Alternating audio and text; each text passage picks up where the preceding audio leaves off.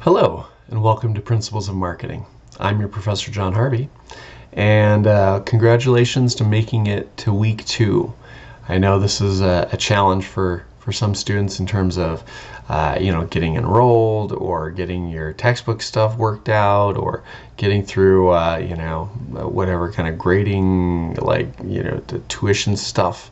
The first week is always a rough one in terms of getting through that. So I'm glad you guys are here. I'm glad you made it through. I deliberately leave week 1 kind of light for that reason. So I do just one chapter so that you can get your feet under you get a little familiar, find the book, do the, kind of get into the routine. So this week we're actually going to do 2 chapters. We're going to do chapter 2 and 3. And that'll be kind of our run rate. That's what we're going to be going with. So you'll get kind of used to doing 2 chapters a week. Now, in terms of discussion boards, I like to give out discussion board awards.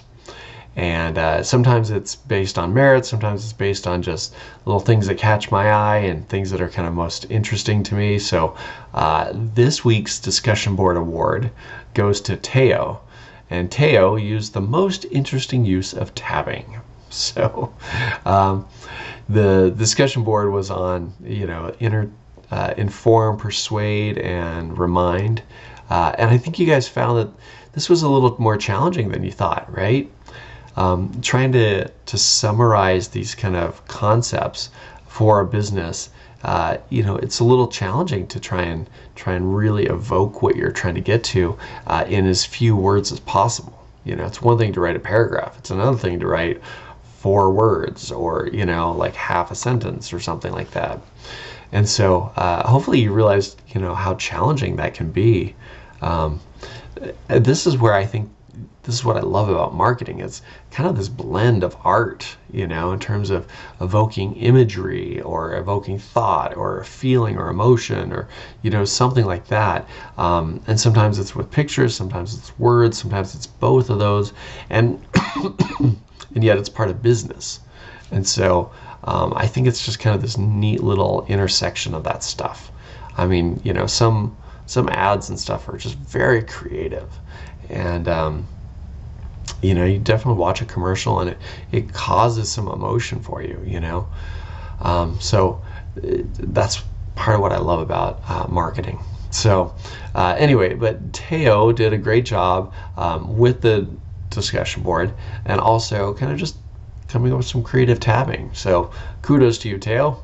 Nice job.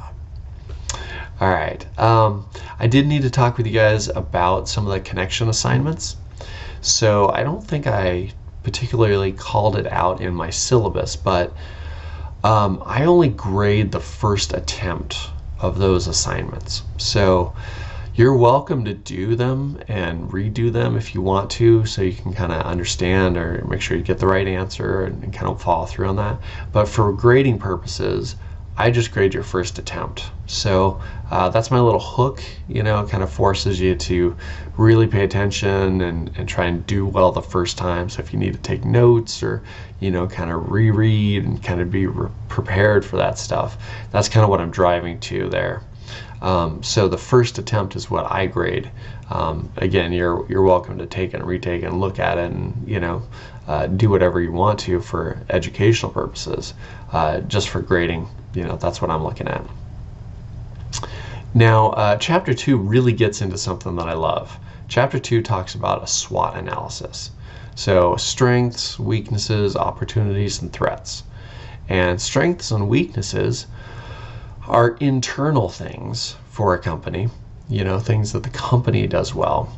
But opportunities and threats are kind of external. So those are things that are coming into the company versus things that are going out of the company, right? So company strengths can be seen, their weaknesses can be seen, but opportunities and threats are things that are coming into and the company needs to address. So 2 kind of different perspectives there.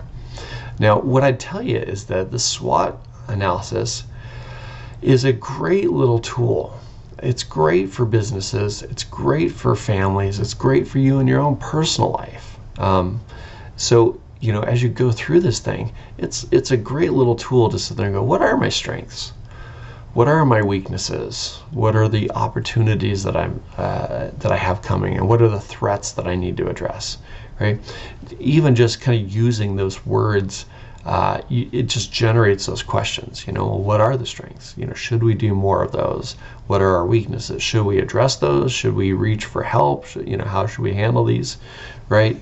I mean, it's just the questions naturally flow from this kind of framework, and so it's very useful. It's very practical. So I hope as you go through this exercise in the discussion board, you'll also think about applying it to your own life, and how you would use that.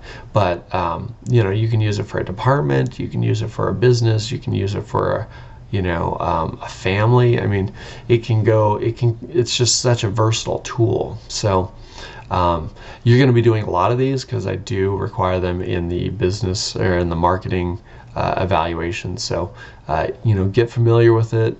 This is a great little tool to have in your tool belt, and so I hope you enjoy. I'm looking forward to reading what you guys come up with. So with that, guys, have a great week, and I look forward to talking to you soon. All right.